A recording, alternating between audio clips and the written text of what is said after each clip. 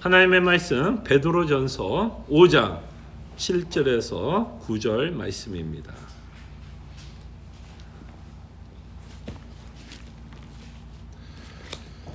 베드로전서 5장 7절에서 9절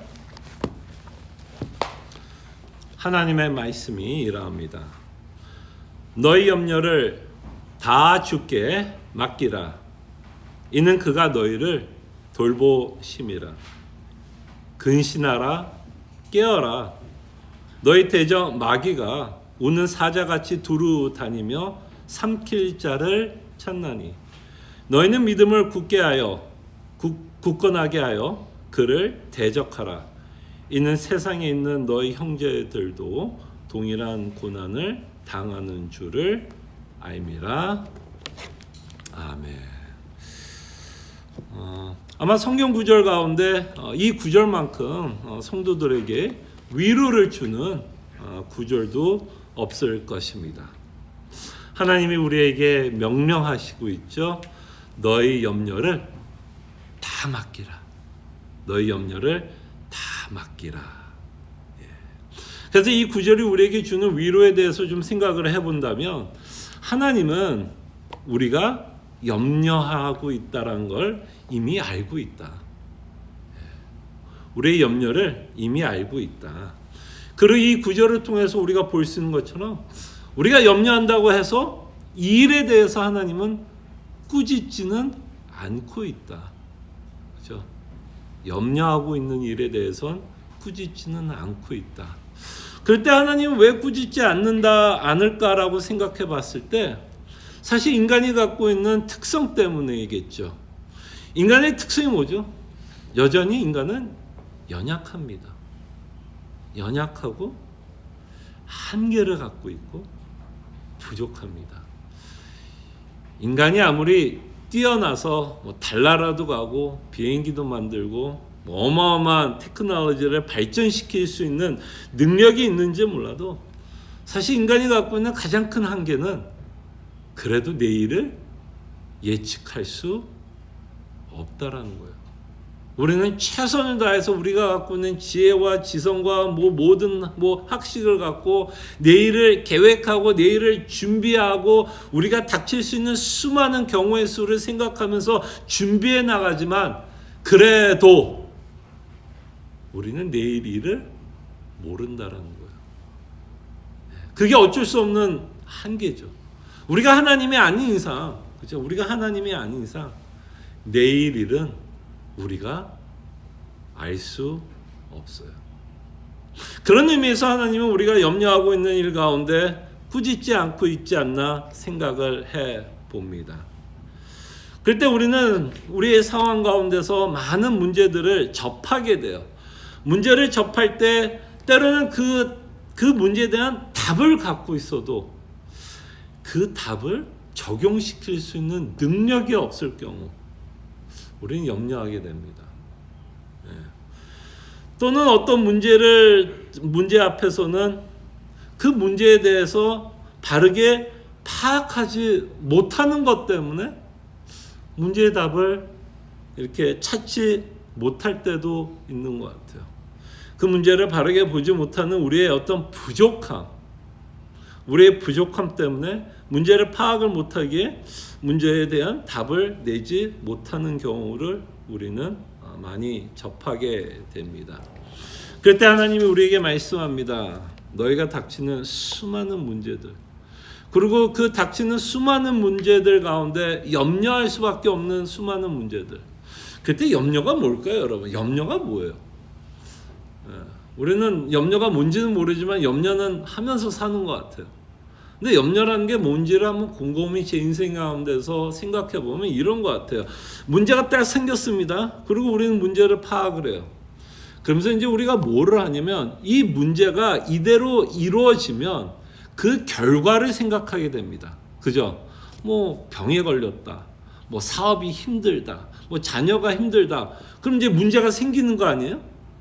그러면 그 문제에 대해서 이제 우리는 분석을 하고 그 문제에 대한 답을 찾으려고 하는데 그 답이 없으면 우리는 그 문제에 대한 뭐를 생각하게 되냐면 결과를 생각하게 되죠. 그죠? 그래서 내가 이렇게 병에 걸렸는데 뭐 수많은 의사를 만났는데 그 병에 대한 답이 없다. 그러면 당연히 결과를 생각하게 되죠. 그리고 그 결과는 많은 경우에 부정적인 생각을 하게 돼요. 그렇지 않겠어요? 답이 없으니까. 그 부정적인 생각을 할 때 우리는 그거를 염려한다라고 하는 것 같아요. 부정적인 결과. 그 부정적인 결과로 인해서 우리의 감정은 또 어떻게 해요? 요동치죠. 불안하고 낙심하게 되고 실망하게 되는 모습을 저희들이 보게 됩니다. 그럴 때 하나님이 우리에게 말씀하고 있는 거죠. 너의 염려를 다 주께 맡겨라. 근데 또 고민을 해봤어요, 여러분. 주님께 맡긴다라는 의미가 뭐죠? 여러분, 우리 이 말 잘 쓰죠? 교회 생활하면서 참 우리가 교회 생활하면서 많이 쓰는 단어 중에 하나가 언어 중에 하나가 이것이 아닌가 싶어요. 염려가 있을 때 우리 다 주께 맡기자. 근데 여러분 혹시 맡긴다라는 의미가 뭐죠, 여러분? 주께 맡긴다. 익숙한 언어이지만 막상 맡긴다 그러면 이게 어떤 식으로 나타나는지를 참 우리가 잘 모를 때가 있는 것 같아요. 근데 오늘 문맥을 보면 이 맡긴다라는 의미를 보게 돼요. 베드로전서 5장 7절을 다시 한번 볼게요. 베드로전서 5장 7절이에요. 뭐라고 말씀하는지 보세요. 너의 염려를 다 주께 맡기라. 이는 그가 너희를 돌보심이라. 왜 하나님이 우리가 겪고 있는 수많은 염려들을 하나님께 맡기라고 그러냐면 그가 너희를 돌보신다. 그러니까 여기서 문맥 가운데 주께 맡긴다라고 하는 말은 어떤 의미예요? 주님이 우리를 돌보고 있다라는 것을 믿는 거죠.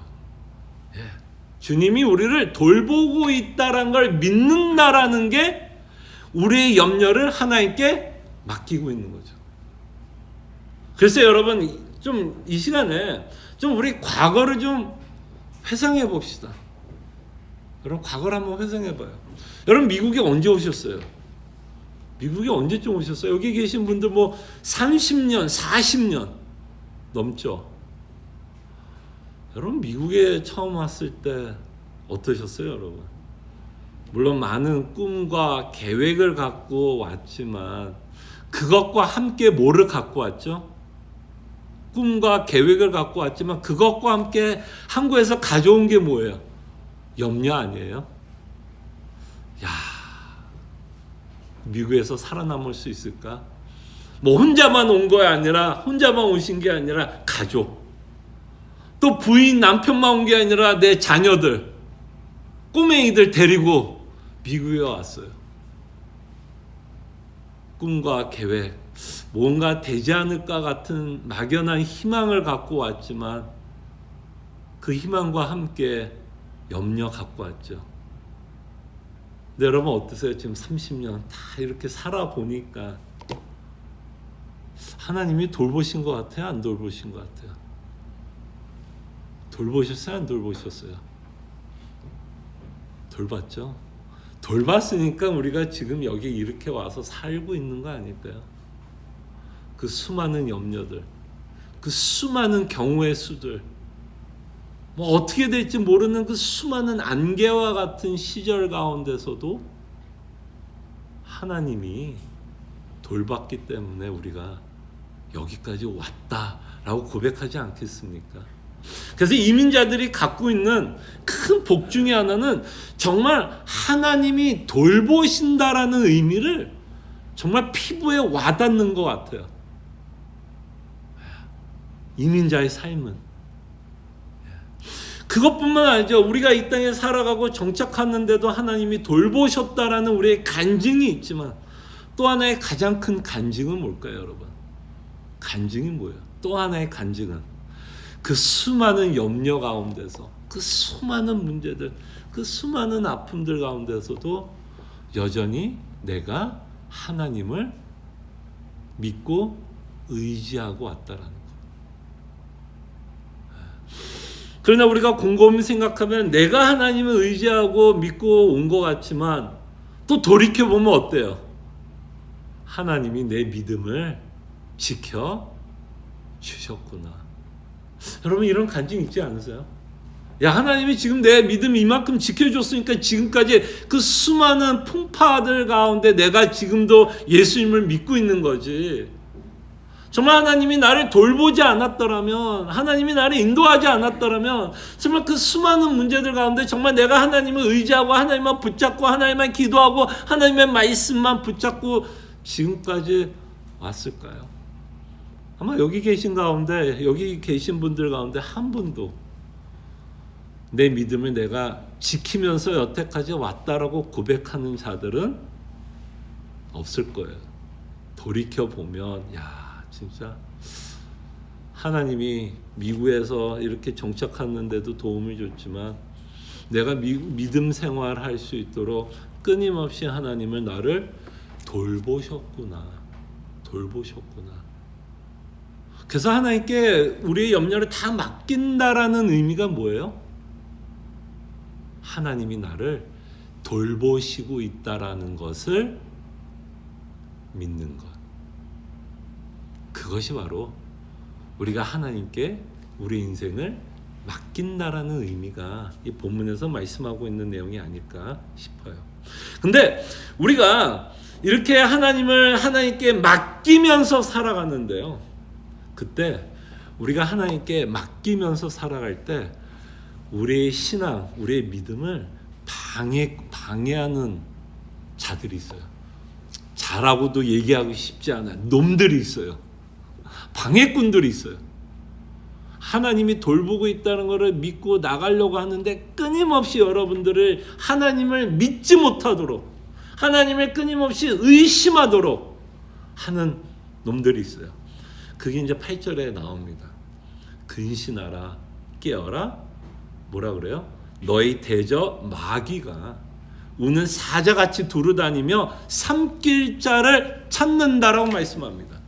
이 마귀가 삼킬 자를 찾는데 누가 가장 좋은 대상이 될 것 같아요?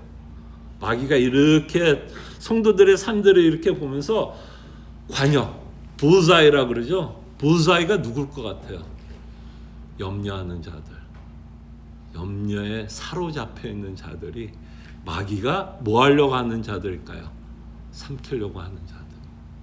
그래서 그렇게 염려하고 있는 자들에게 마귀가 하려고 하는 건 뭐죠? 여러분, 마귀가 갖고 있는 가장 큰 능력이 뭐예요?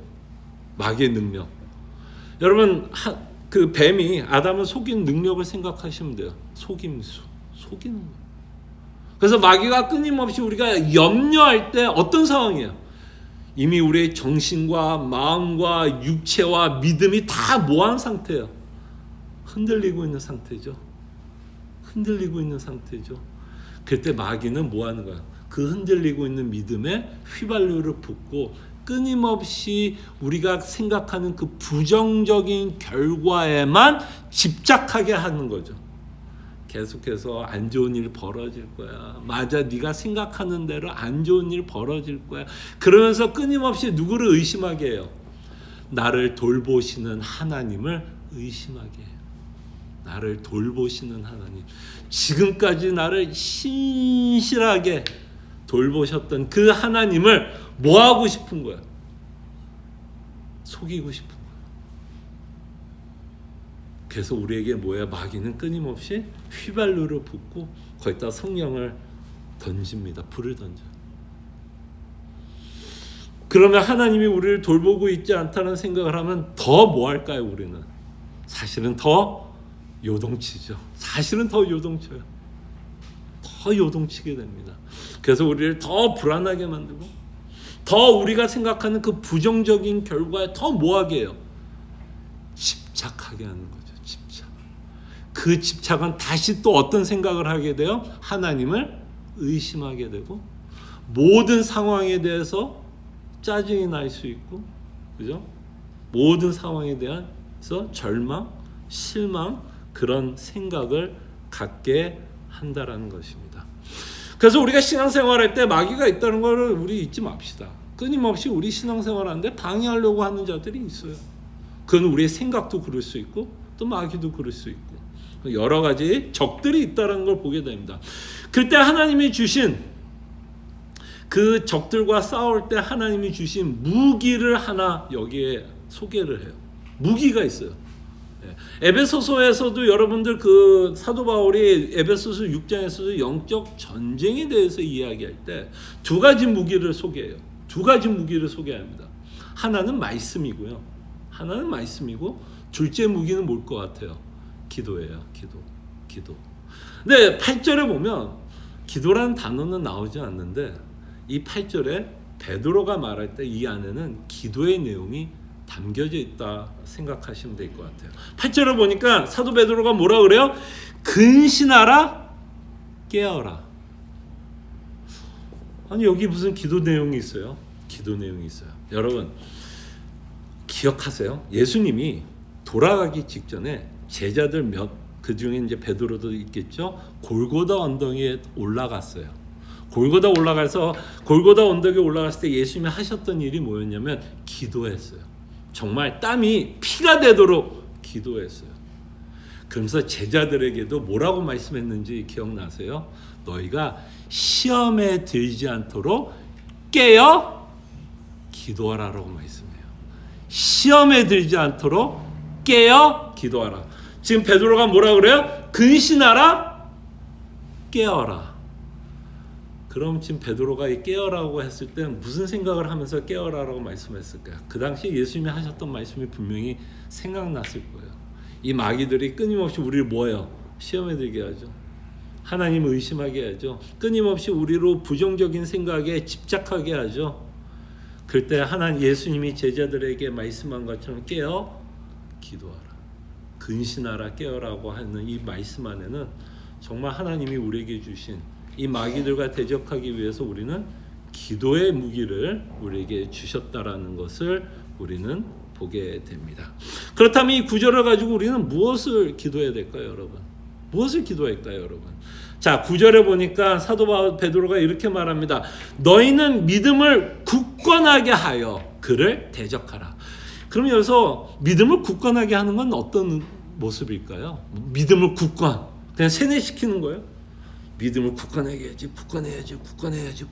이러면 굳건해지나요? 아니에요. 문맥 가운데 우리가 생각하면 되죠. 믿음이 굳건한 모습은 뭐예요?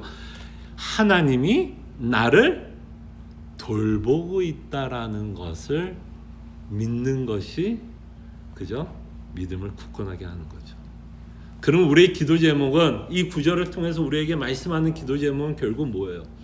정말 우리의 어떤 상황 가운데서도 여전히 하나님이 돌보고 있다. 때로는 그것이 안개와 같을 때 있어요, 없어요? 안개와 같을 때가 있죠.